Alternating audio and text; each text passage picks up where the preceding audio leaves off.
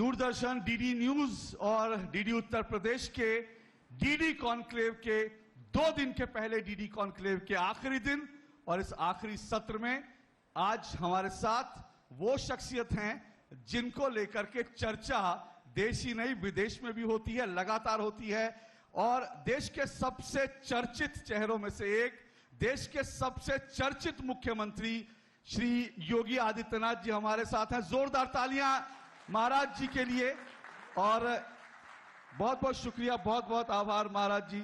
और मैं ये कह सकता हूं कि डीडी न्यूज का ये कॉन्क्लेव जो है, और सिर्फ कॉन्क्लेव नहीं, डीडी न्यूज की भूमिका जो है, महाराज जी ने जब मुख्यमंत्री का पद संभाला था, दायित्व संभाला था, तो डीडी न्यूज ने उनके साथ पहला इंटरव्यू किया था। यानी पहला इंटरव्यू महाराज जी ने डीडी न्यूज को दिया था मुख्यमंत्री बनने के बाद। और आज जबकि चर्चा है, ऐसी संभावना है कि आज शाम तक आचार संहिता लग जाएगी, तो आखिरी इंटरव्यू चुनाव में जाने से पहले भी डीडी न्यूज का होगा। उसके लिए बहुत बहुत शुक्रिया, बहुत बहुत आभार महाराज जी। देखिए, मैं सबसे पहले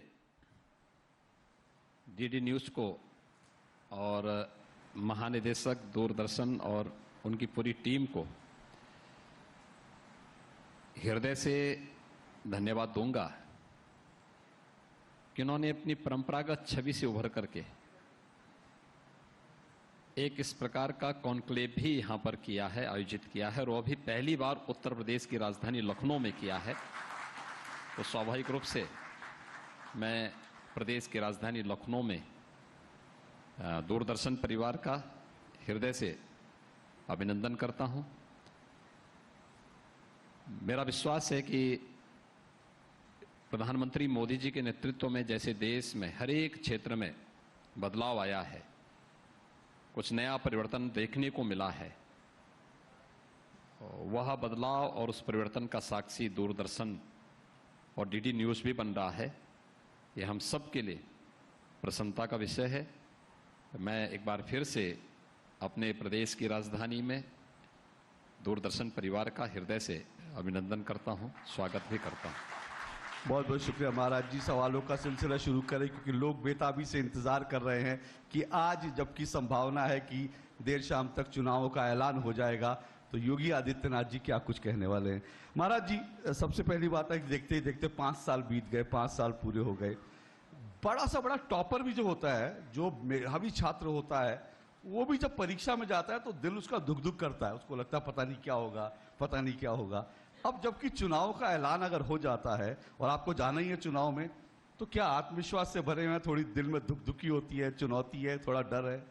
देखिए, साल भर में जो विद्यार्थी मेहनत नहीं करता है, अपनी क्लास को अटेंड नहीं करता है, या जिसकी समझ में कॉन्सेप्ट क्लियर नहीं होते हैं, तो उसको ज़्यादा घबराहट होती है। जिसने रेगुलरली अपनी क्लास अटेंड की हो, जिसने अपना कार्य समयबद्ध ढंग से आगे बढ़ाया हो और हर एक फील्ड में अच्छा करने का प्रयास किया हो, तो उसके लिए तो अपनी उपलब्धियों को लेकर के जाने की एक उत्सुकता होगी। और मुझे लगता है कि मैं उन विद्यार्थियों में से हूं जिसने पूरी तन्मयता के साथ, पूरी प्रतिबद्धता के साथ पार्टी के विजन को, पार्टी के लोक कल्याण संकल्प पत्र को जमीनी धरातल पर उतारने का कार्य किया है। ये दुखदुखी विपक्ष के लिए जरूर पैदा करेगा कि अगली बार वे विपक्ष में बैठने लायक रहेंगे कि नहीं रहेंगे, ये उनके लिए जरूर घबराहट पैदा करेगा। मुझ जैसे व्यक्ति के लिए या भारतीय जनता पार्टी के लिए ये कोई घबराहट नहीं, बल्कि ये एक उत्सव होगा। इलेक्शन एक उत्सव होगा और इलेक्शन को उसी उत्सव के रूप में हम लोग उसका आनंद भी लेंगे। लेकिन महाराज जी, इलेक्शन जाहिर सी बात है उत्सव होगा, पर बहुत चुनौतियां होंगी। जाहिर सी बात है पॉलिटिकल फ्रंट पर नहीं, लेकिन जिस तरह से कोरोना को लेकर के एक बार फिर से जो है लोगों के मन में आशंका है, देश भर में जो है कोरोना जो पांव पसार रहा है, उसको देखते हुए आपको लगता है कि लोगों तक पहुंच पाना, अपनी बात कह पाना, या फिर एक बार फिर से जो दूसरी लहर थी कोरोना की, वैसी सिचुएशन ना आए? हालांकि मैं आज सुबह ही देखा कि ऑक्सीजन के मामले में उत्तर प्रदेश जो है वो आत्मनिर्भर बनने जा रहा है। तो आपको लगता है ये सब चुनौतियां होंगी कोरोना की? देखिए, कोरोना एक महामारी है। कोरोना की 2 वेव को हम लोगों ने सफलतापूर्वक नियंत्रित किया है। थर्ड वेव सेकेंड वेव की तुलना में अगर हम देखें तो संक्रमण में तीव्रता है, लेकिन उतना वह क्रिटिकल नहीं है और उतना खतरनाक भी नहीं है। हाँ, बीमारी है तो बीमारी में सतर्कता और सावधानी आवश्यक है। बुजुर्ग लोगों को, बीमार लोगों को, कमजोर इम्यूनिटी के लोगों को और बच्चों को इन्फेक्शन से बचाना होगा। ये हर एक की प्राथमिकता होती है और हमारे कार्यक्रम पहले से चल भी रहे हैं। मैं नियमित रूप से आधे घंटे के लिए ही सही, लेकिन 25 मार्च 2020 से अब तक कोविड प्रबंधन की बैठक की समीक्षा स्वयं करता हूं और मैं इस बात को मानता हूं कि कोरोना प्रबंधन उत्तर प्रदेश के अंदर सफलतापूर्वक होगा। हम प्रधानमंत्री मोदी जी के मार्गदर्शन और उनकी प्रेरणा से उत्तर प्रदेश ने 2 लहर का सफलतापूर्वक सामना भी किया और बेहतरीन कोरोना प्रबंधन से देश में भी और दुनिया में भी एक सराहना अर्जित की है। और मुझे लगता है कि थर्ड वेव आ चुकी है। थर्ड वेव में घबराने की आवश्यकता नहीं, भागने की आवश्यकता नहीं, बल्कि सतर्कता और सावधानी से इसका सामना करने की आवश्यकता है। जिन लोगों ने वैक्सीन नहीं ली है वे अपना वैक्सीन का डोज जरूर ले लें, क्योंकि यह फ्री है, सबके लिए है। 15 वर्ष से ऊपर का हर एक व्यक्ति कोरोना वैक्सीन का डोज ले सकता है और जो सतर्कता और सावधानी इसके लिए की गई है, जो गाइडलाइन बनाई गई है, उस गाइडलाइन का पालन करते हैं तो कोरोना किसी का कुछ नहीं बिगाड़ पाएगा। बाकी हम लोग हैं ना कोरोना से जूझने के लिए। जाहिर सी बात है, लोग सरकार पर बड़ी उम्मीदों के साथ देख रहे हैं टकटकी लगा के। लेकिन मैं ये महाराज जी जानना चाहूँगा कि भाई कोरोना की जो सेकंड वेव थी उसमें काफ़ी नुकसान हुआ, पूरे देश भर में हुआ। ये ठीक है कि उत्तर प्रदेश ने जिस तरह से लगातार काम किया, अंतर्राष्ट्रीय अगर मैं पत्रिकाओं की, मैगजीन्स की बात करूं, कई ने बहुत तारीफ की, बड़े बड़े राज्यों की तुलना में उत्तर प्रदेश ने बहुत अच्छा काम किया। लेकिन विपक्ष बार बार ये आरोप लगाता है भाई कोरोना में जो है उत्तर प्रदेश सरकार फेल हो गई, उत्तर प्रदेश सरकार जो उस तरह के नतीजे नहीं दे पाई। क्या कहेंगे आप, जवाब कैसे? देखिए, विपक्ष के पास कोई मुद्दा तो है नहीं। विपक्ष का एक भी नेता, मुझे लगता है उन पार्टियों का नाम लेने से हमारी जवानी खराब होगी, चाहे वह भाई बहन की पार्टी हो, चाहे वह चाचा भतीजे की पार्टी हो, चाहे वह बुआ की पार्टी हो। मुझे लगता है कि इनका कोरोना में किसी का अता पता था?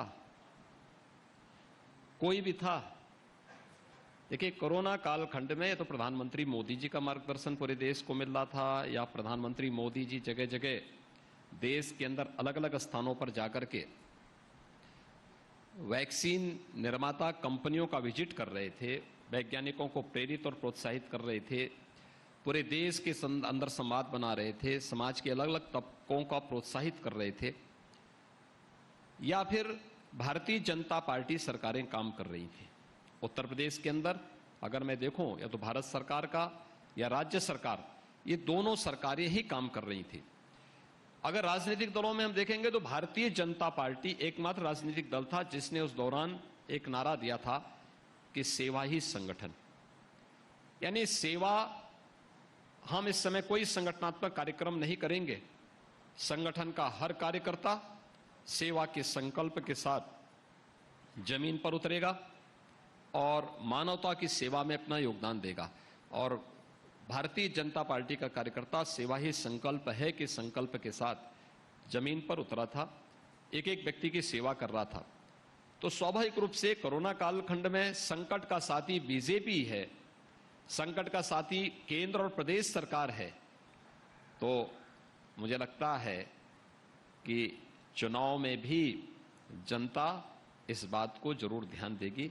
एक दूसरा, जो अन्य बातें हैं, जीवन भी और जीविकाओं को बचाने का कार्य भी, ये उत्तर प्रदेश ने सफलतापूर्वक प्रधानमंत्री जी के इस विजन को भी प्रदेश के अंदर लागू किया। बहुत अच्छे ढंग से एक एक व्यक्ति के जीवन को बचाना और बेहतरीन परिणाम रहे हैं। उत्तर प्रदेश की आबादी 25 करोड़ की है। 25 करोड़ में अगर हम देखेंगे तो उत्तर प्रदेश के अंदर कुल मौतें, यानी मैं पहली मार्च 2020 से लेकर के आज तक की बात करूं तो 22,900 मौतें यूपी के अंदर कोविड से हुई हैं। 22,900 22,900 मौतें। अमेरिका की आबादी उत्तर प्रदेश से कुछ ही बड़ी है, यानी लगभग 33 करोड़ है। अमेरिका का हेल्थ इंफ्रास्ट्रक्चर उत्तर प्रदेश से अच्छा होगा, उनके पास सुविधाएं उत्तर प्रदेश से अच्छी होंगी। अमेरिका के अंदर मौतें हुई है 6.5 लाख। अब अनुमान कर सकते हैं कोविड प्रबंधन किसका अच्छा है। वहां पर होने वाली मौतें या उत्तर प्रदेश के अंदर कोविड प्रबंधन के माध्यम से जीवन को बचाना भी और जीविका को बचाने के लिए किए गए बेहतरीन प्रयास हैं। ये सब संभव हो पाया प्रधानमंत्री मोदी जी के मार्गदर्शन और प्रेरणा से। दूसरा, ऑक्सीजन की क्राइसिस सेकेंड वेव के दौरान आई थी। हम लोगों ने इस दौरान प्रदेश में 551 ऑक्सीजन के नए प्लांट लगाए हैं और ये ऑक्सीजन प्लांट में आज उत्तर प्रदेश का हर जनपद प्रदेश के अंदर ऑक्सीजन आत्मनिर्भरता के लक्ष्य को प्राप्त कर चुका है। ये सभी 551 ऑक्सीजन प्लांट फंक्शनल हैं, यानी इनको कभी भी आप चला सकते हैं, ये क्रियाशील हैं और अपनी सेवाएं प्रदेश के अंदर दे रहे हैं।